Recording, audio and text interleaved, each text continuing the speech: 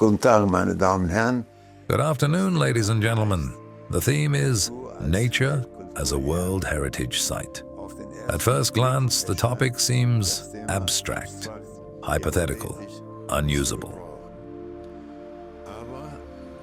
But this topic is so important and interesting and rich in content, you compare. Or it is comparable to Immanuel Kant's book on eternal peace from 1795. He had written something that is unthinkable and also comparable. To consider nature as a World Heritage Site. We are in a time of turbulence. We need orientation. The topic of nature as ecology has been politicized. And so it goes no further with politics as interests, no insights, and the question of nature has been suppressed. Well, what is the relationship of man to nature and to the state? I took the liberty of drawing. The state Leviathan decides everything, does everything, is successful. Monopoly of power. Man has to do with the state, but also has a relationship with nature. Is it nature? Passive, representational, functional for exploitation? Or is it valuable as a value? That means nature is the origin of life and the goal of art as an absolute category in thinking and feeling and cognition and so on.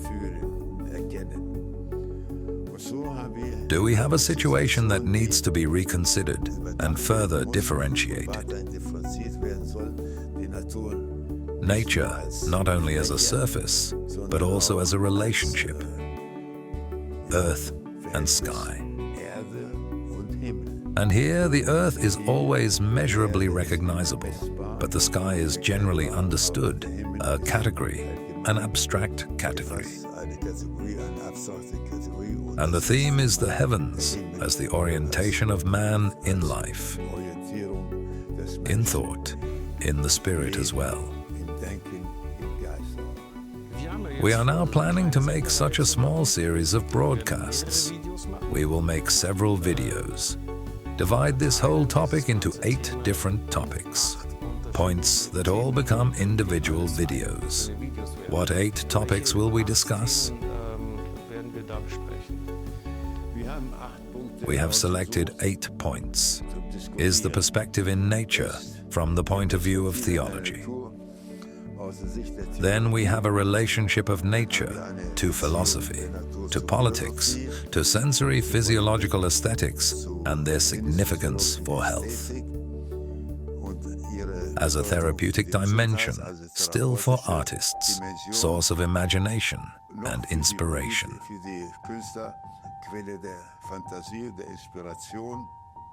And then the question of the relationship between earth and heaven. Is the sky measurably limitable? Yes or no? We will answer that.